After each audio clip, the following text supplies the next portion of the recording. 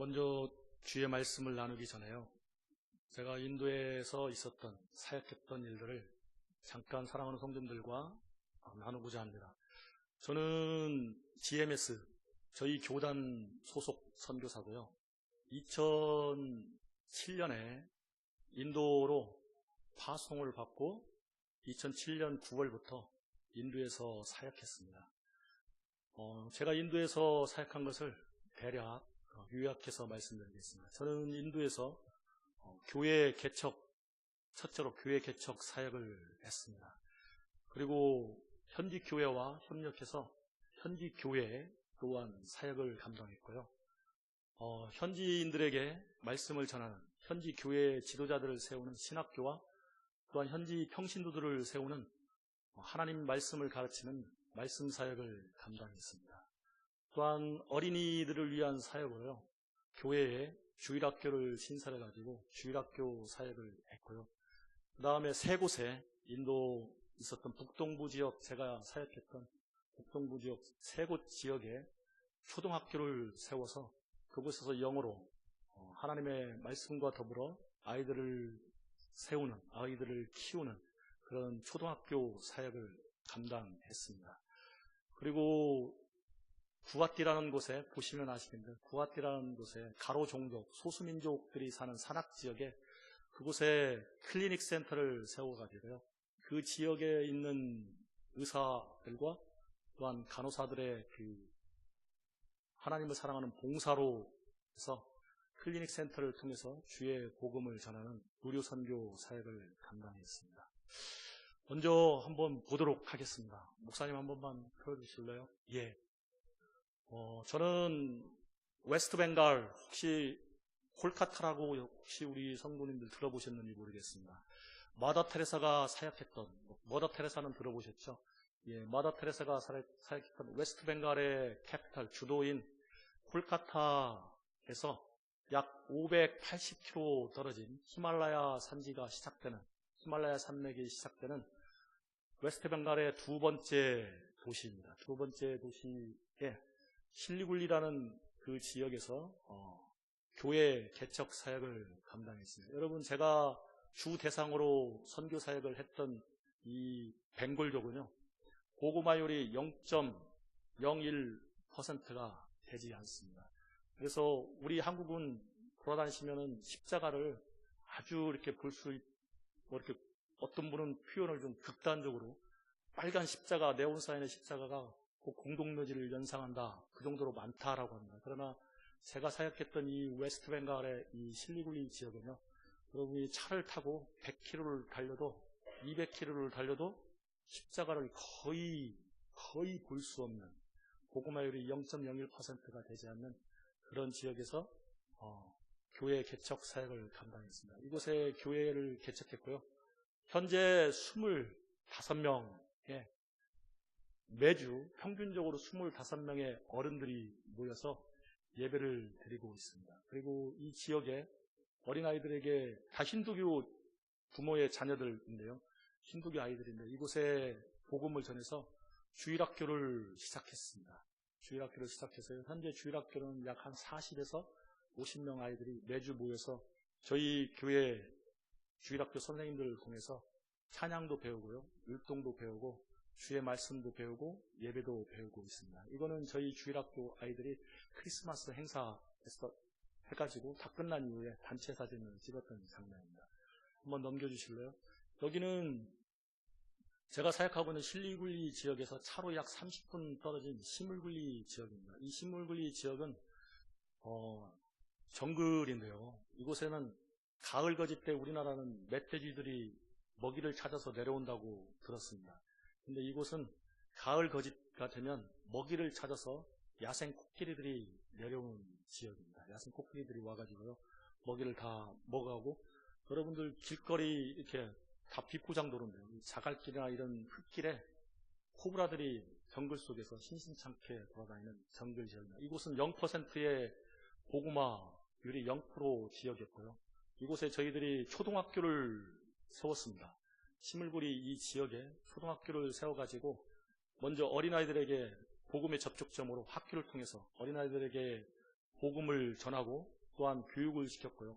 이 어린아이들이 가서 자기 집에 돌아가서 자기 부모들에게 자기들이 배운 거나 자기들이 드린 예수 그리스도에 대해서 부모들에게 이렇게 소개하는, 그래서 부모들이 현재 이곳에 교회를 개척했는데 부모들이 현재 약 7명에서 10명이 모여서 예배를 드리고 있습니다. 여러분 혹시 인도에 카스트 제도가 있다는 거 들어보셨죠? 예, 인도 카스트 제도가 메인 카스트가 4등급으로 나누는데요. 그 중에 가장 퍼스트 클래스의 이 카스트는 브라흐만이라고 합니다. 브라흐만은 제사장들을 가리키는, 인간의 신체 구조에서 머리 부분이 브라흐만 계급 첫 번째 카스트인데요. 이 브라흐만 사람들은 거의 복음화율이 0%입니다. 예수를 믿지 않는 사람입니다. 이 사람들은 힌두교에서 제사장 역할을 주로 하기 때문에요. 이 사람들이 개종한다는 것은 정말로 기적이 일어나는 일과 똑같습니다.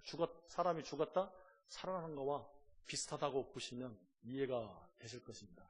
그런데 저희 이 시물구리 학교에요, 아이들이 한 60명 되는데 이 학교 학생들 자녀 중에 이 지역에 브라흐만 힌두교 템플에서 섬기는 제사장 브라흐만 계급의 아이가, 남자아이가 저희 학교에 다닙니다. 그 이유는 인도 교육제도는, 공교육은 학교에서 선생님들이 가르쳐주지 않습니다. 우리나라는 학교에 오면 선생님들이 잘 가르쳐주잖아요. 그런데 여기 인도 공교육 시스템은 선생들은 와가지고 아이들이 집에 가서 튜션을 받아가지고 튜터한테 개인 교습을 받아서 배우고 온 것을 점검해 주는 게 공교육 선생님들이 하는 일입니다. 그래서 문제를 내줘가지고 알면 파스하고요, 모르면 때리고 체벌하고 다시 가서 배우라고 하는 게 인도 공교육 시스템입니다. 그리고 주로 선생들이 5일 근무를 하는데 보통 4일은 학교에 나오지 않는 그런 시스템으로 돌아가고 있는 게 인도 공교육 시스템입니다. 그런데 저희 학교에서는 선생님들이 저희 교회, 아까 보셨던 실리굴리 필라델피아 교회 교인들이, 대학교 나온 교인들이 선생으로 봉사하고 있거든요. 그분들이 아이들을 매일 케어하죠. 그 다음에 영어로 교육하죠. 인도에서도 영어가 아주 중요한 신분 상승을 위한 좋은 직업을 가질 수 있는 어떤 통로로서 영어가 중요한 역할을 하는데 저희 학교가 영어로 아이들에게 가르치고 있습니다. 그래서 다 부모의 열정은 자기 자녀들이 좋은 교육, 양질의 교육을 받기를 원하잖아요. 그래서 저희 학교에 많이 보내고 있습니다. 그 중에 브라흐만의 그 제사장이 저희 학교에 자기 자녀들, 자기 아들을 보냈는데요. 이 아들이 가서 끝나고 가면은 아버지가 물어보는 거예요. 너 학교에서 뭐 배웠냐 물어보면 저희 성경 클래스가 1시간 있는데 그곳에서 선생님들한테 배웠던 성경 이야기를 가끔씩 하는가 봐요. 이 브라흐만은 배운 사람들이기 때문에 저희 교회에 한 번 오후 2시에 예배를 드리는데요. 이곳에서 예배를 드리는데 브라흐만 이 아버지가 저희 교회에 참석하게 되었습니다. 참석하게 되고 끝나고 나니까 저한테, 제가 이제 선교사인 걸 아니까 저한테 물어보는 거예요. 예수에 대해서 설명해 줄 수 있는가? 성경에 대해서 자기도 성경을 읽고 싶은데 성경을 줄 수 있는지, 이런 것들을 구체적으로 몰았습니다. 이거는 예수를 믿겠다는 의도가 아니라 자기가 기독교가 뭐고 성경이 뭔가에 대해서 공부해 보고 싶다는 이야기입니다. 그러나 이거는 좋은 시그널에, 제가 그 친구에게 신약 성경을 주었고요. 그 다음에 한 달에 한 번, 어떨 때는 한 달에 2번씩 참석하거든요.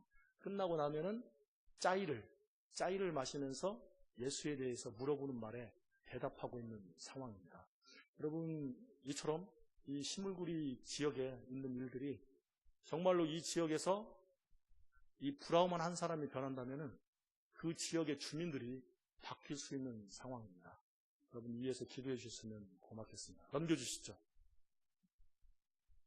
예. 너무 많이 갔는데. 예. 목사님, 앞으로 한번 돌려주실래요? 예. 이게 저희 그 시물구리 지역의 학교였고요. 저희가 1년에 한 번씩 학부형들과 그 다음에 주위의 그 주민들을 초청해가지고 아이들 발표회, 학예회를 갔습니다. 그래서 지금 학예회하는 장면이고요. 이때 저희들이 쪽복음을 참석한 주민들에게 쪽복음을 나누고 복음을 전하고 있습니다. 넘겨주시죠. 예. 넘겨주시죠.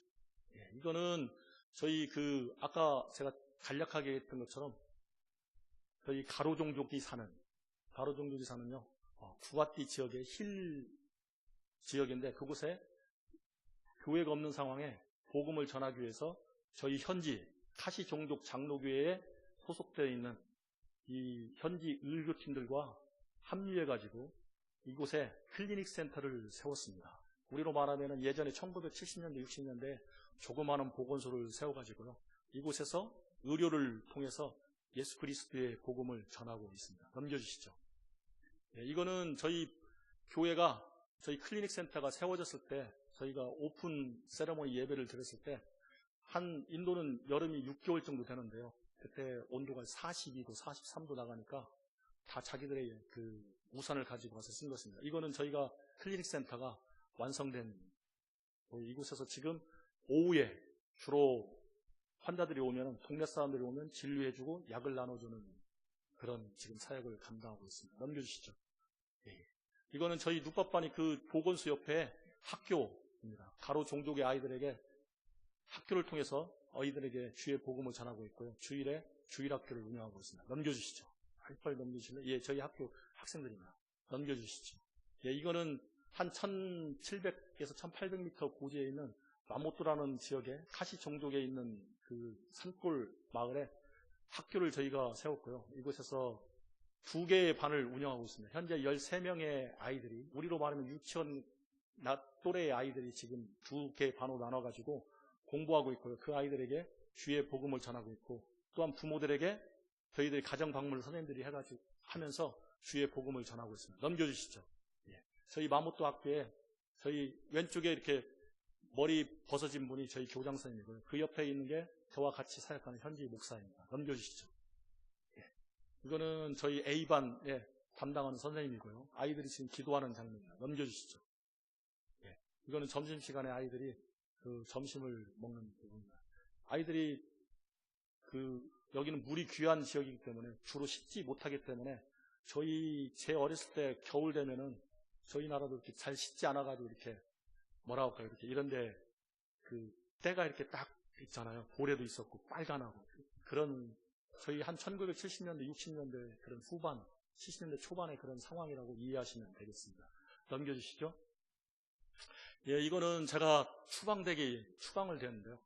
추방되기 전에 8월 14일 날 실롱 지역에 바이블 컬리지를 세웠습니다. 그래서 백석대학교에 있는 교수님들이 3개월에 한 번씩 오셔가지고 말씀을 현지 지역에 있는 젊은이들에게 신학생들에게 말씀을 가르치는 성경 사역을 저희가 오픈했던, 하나님께 오픈 예배를 드렸던 장면입니다. 넘겨주시죠.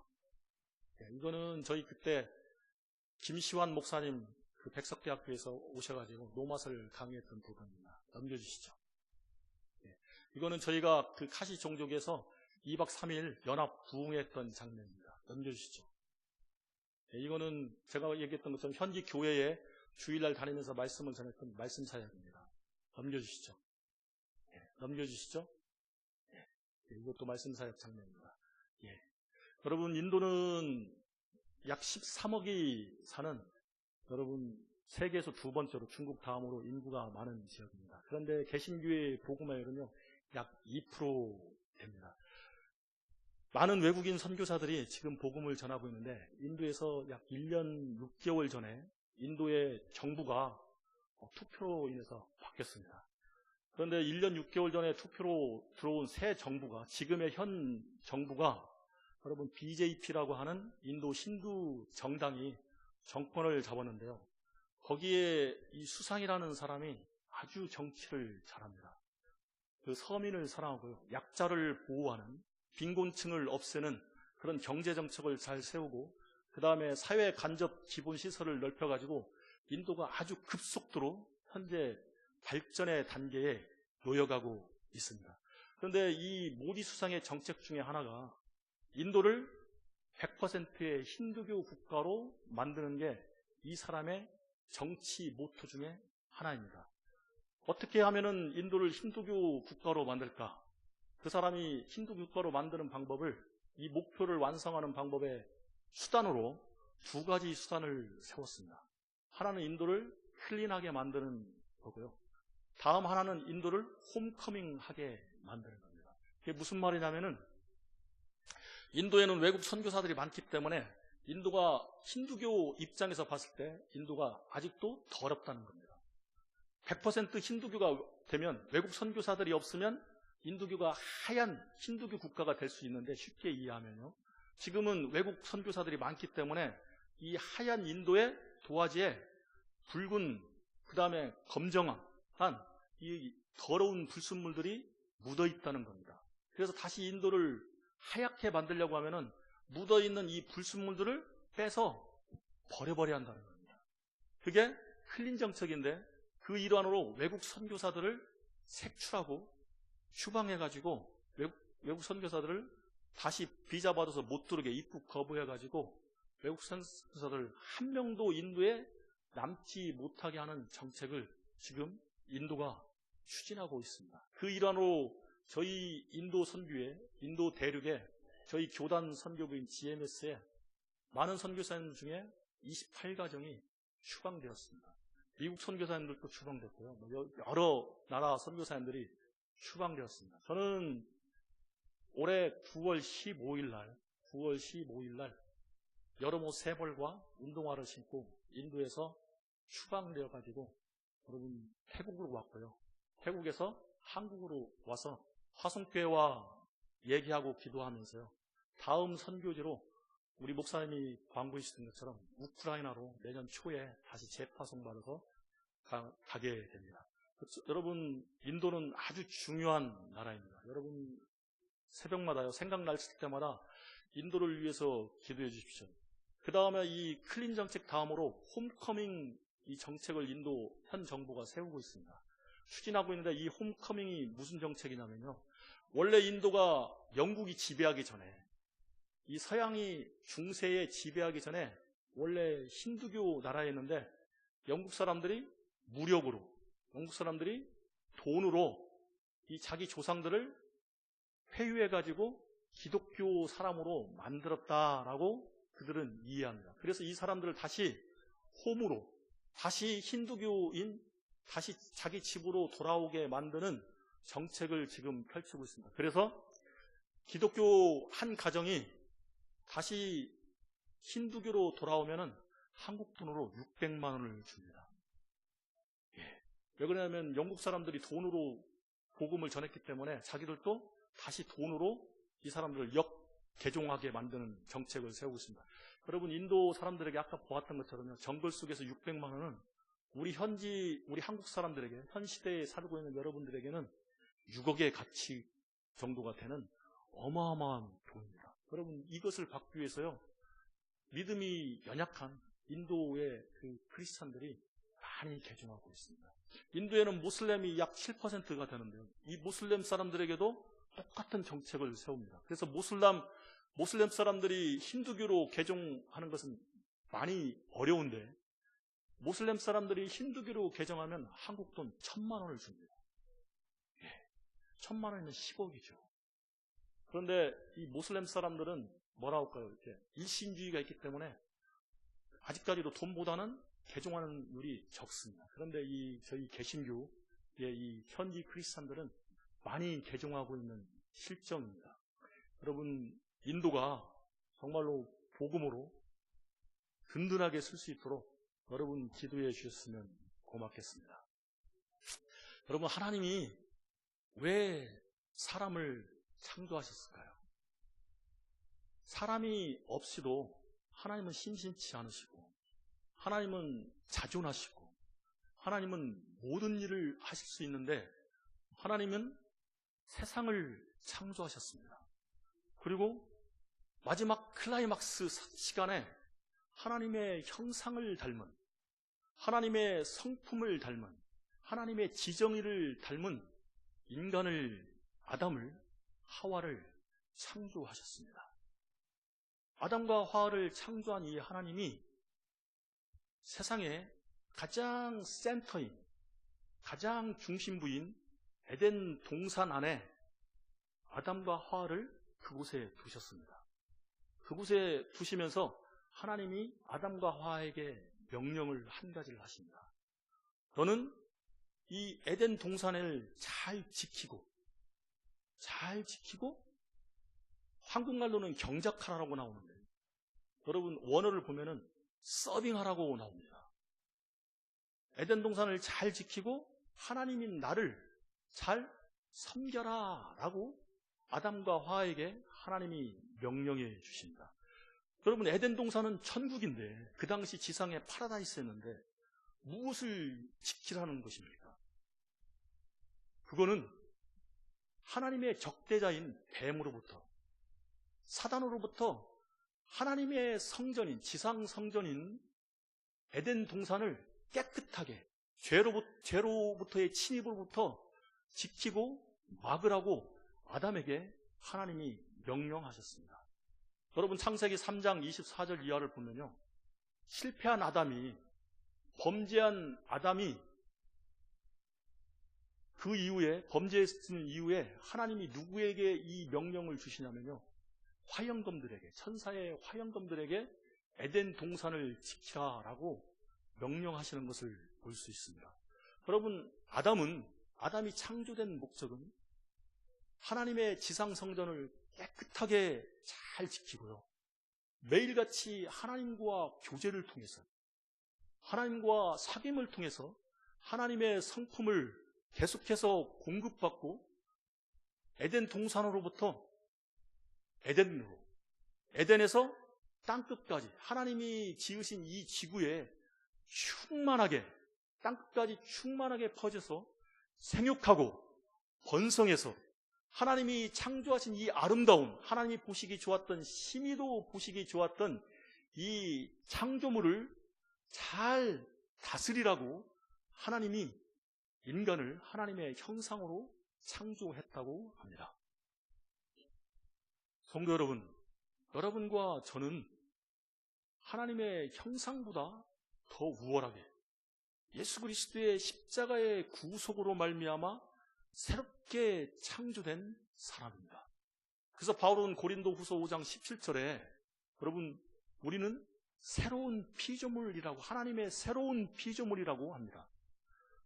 하나님이 첫 인류는 흙으로 창조하시고요, 그 다음에 하나님의 성령인 누아우, 바람을 불어넣어서 창조하셨습니다.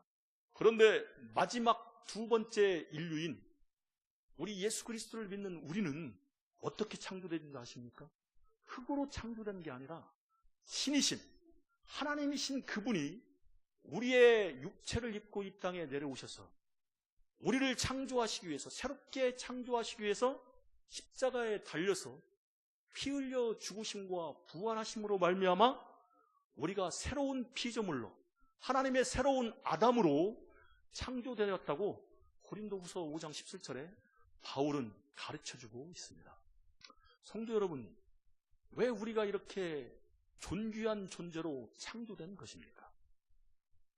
아담이 창조된 이유와 목적처럼 하나님의 성품을 닮아가지고, 여러분, 죄 없는 인간이, 한번 상상해 보십시오. 죄 없는 인간이 온 세상에, 이 지구에 충만하게 퍼져 있다면 여러분 어떻게 되었을까요? 하나님이 만드신 이 지구는요, 천국이었을 겁니다. 왜요? 하나님은 사랑이시잖아요. 그런데 하나님의 형상을 닮은 인간이 사랑이잖아요. 하나님은 자비하신 분입니다. 범죄하기 전 인간 아담은 어떤 분이에요? 하나님처럼 완벽한 자비는 없었더라도 하나님의 형상을 가진 자비로운 성품이 안에 있었을 겁니다. 충성하죠, 온유하죠, 절제가 있죠, 예? 양선하죠. 이런 성품들로 가득한 인간들이 온 세상에서 하나님과 교제하면서 살아간다면 여러분, 이 지구는 정말로 살만 나는 천국이 되었을 것입니다.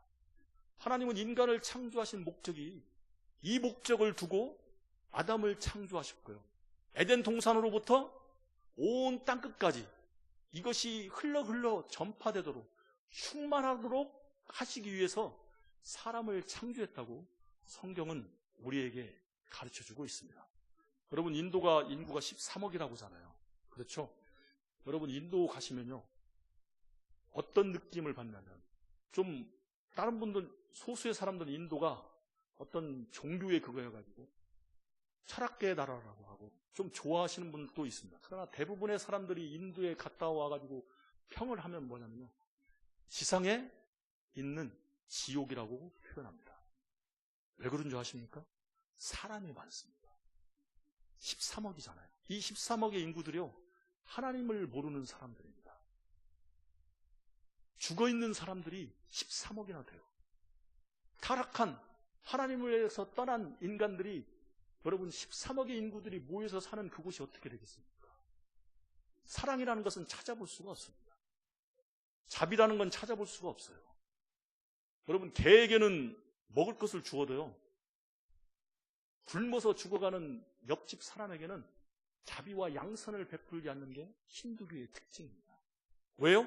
그 사람은 그 사람의 업보로 말미암아, 전생의 업보로 말미암아 당연히 받는 신의 형벌을 받는 거라고 생각하기 때문에 자비를 베풀지 않습니다. 사랑을 베풀지 않아요. 하나님을 떠난 이 죄악된 사람들의, 13억에 사는 사람들의 인도가 우리가 알고 있는, 눈으로 볼 수 있는 지옥이라고 말할 수 있습니다. 여러분, 창세기 6장에 보면요, 6장 1절에서 3절에 보면은 창세기 기자인 모세가 이런 표현을 합니다. 창세기 1장에 보면은 인간이 생육하고 번성하여 땅에 충만해 나갈 때라고 합니다. 여러분, 창세기 1장 26절에서 27절에 하나님이 명령하신, 타락하기 전 아담에게 명령하신 일이 문자적으로 완성되어져 가고 있다는 것을 창세기 6장에 보여주고 있어요, 창세기 기자가. 그런데 여러분, 어떻게 됩니까? 그곳에 하나님을 아는 사람들이 없기 때문에 창세기 6장 3절에 보면 죄와 악이 가득했다라고 합니다. 하나님이 창조한 목적과는 정반대로, 세상이 정반대로 흘러가고 있었던 이 세상을 하나님이 물로, 홍수로 심판하는 장면이 창세기 6장에 기록되어지고 있습니다. 여러분, 하나님은 왜 사람을 창조하셨습니까? 오늘 우리가 본문에서 보았던 것처럼 우리가 하나님의 형상을 닮아가지고 하나님의 성품으로 내가 만나는 사람들에게 하나님이 누구이신지, 눈에 보이지 않는 하나님이 누구이신지 보여주는 전도와 선교의 도구로 우리를 창조하셨다라고 이야기합니다. 여러분, 힌두교 특징 중에 하나는 우리 눈으로, 육신의 눈으로 보지 못하는 것은 신이 아니라고 그들은 믿습니다.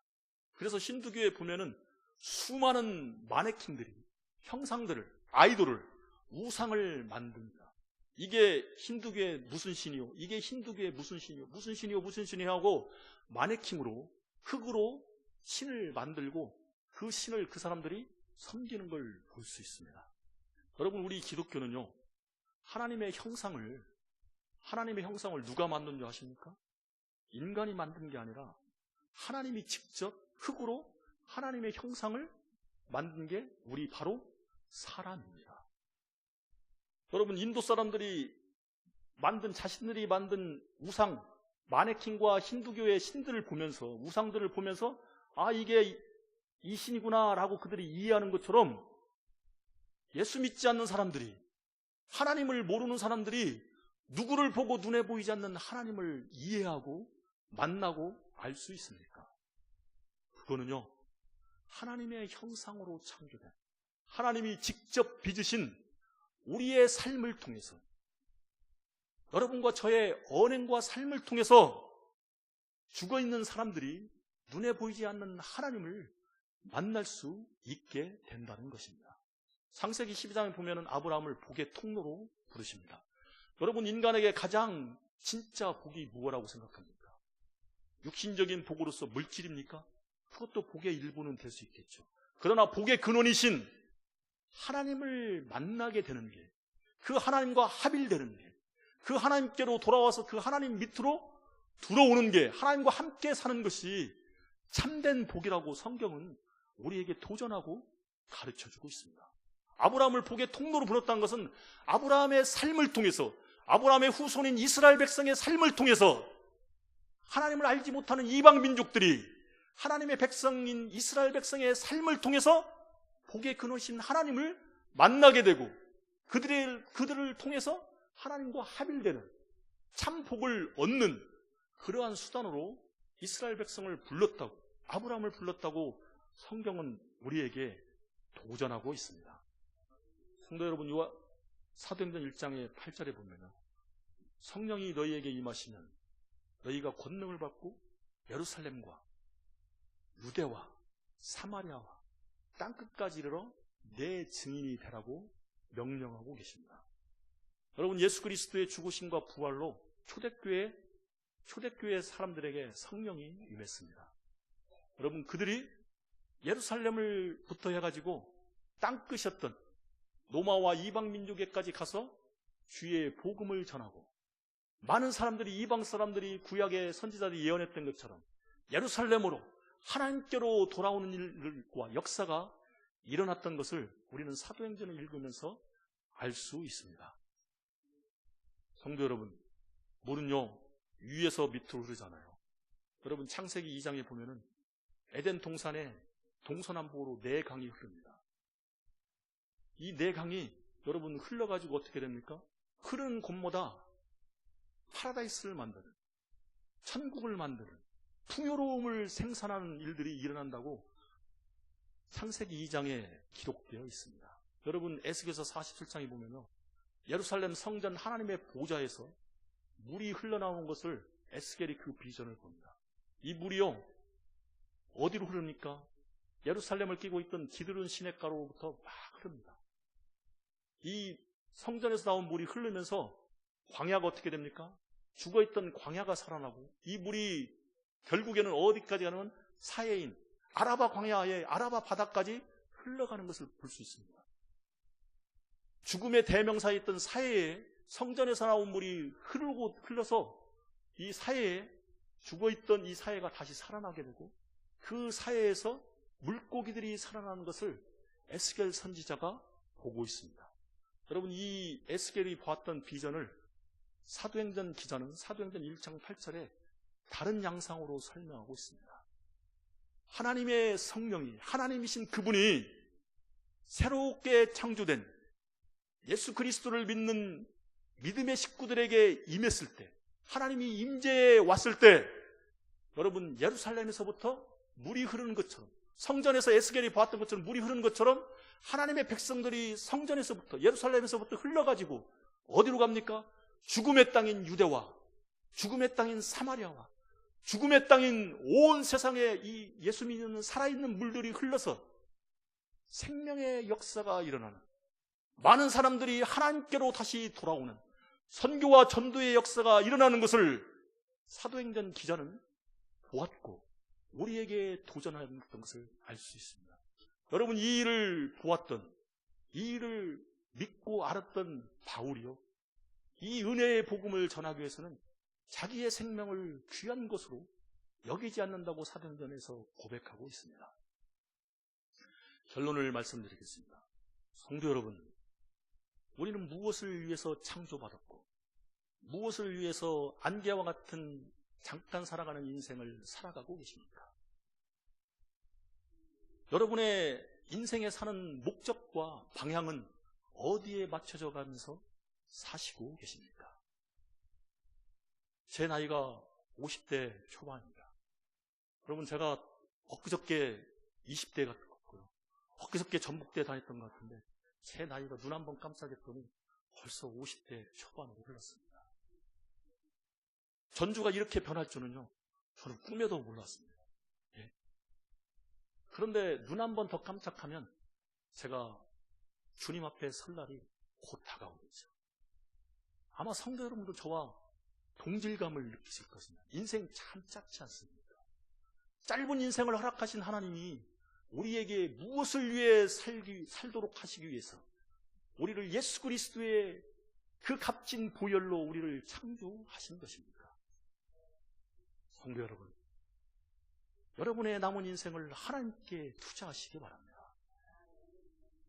이거는요, 저와 여러분이 수지 맞는 겁니다. 여러분, 주의 복음을 전하기 위해서, 죽어있는 사람들에게 생명을 전하기 위해서 여러분 선교에 투자하시기 바랍니다. 선교는 선택이 아닙니다. 옵션이 아닙니다. 선교는 하나님이 우리에게 주신, 예수 그리스도가 우리에게 주신 이 땅에 살아서 숨쉬는 그날까지 지켜야 할 지상명령이라고 마태는 우리에게 가르쳐주고 있습니다. 성도 여러분, 부디 여러분이 하나님의 존귀한 도구가 되시기를 주의 이름으로 축원해 드립니다. 여러분들의 삶 때문에, 여러분들의 전도와 선교 때문에 죽어서 하나님을 알지 못하는 많은 영혼들이, 주위에 있는 많은 영혼들이 우리 사랑하는 성도님들의 삶을 통해서, 선교와 전도를 통해서 하나님께로 돌아오는 놀라운 역사가 일어나기를 주의 이름으로 축원해 드립니다. 기도하겠습니다.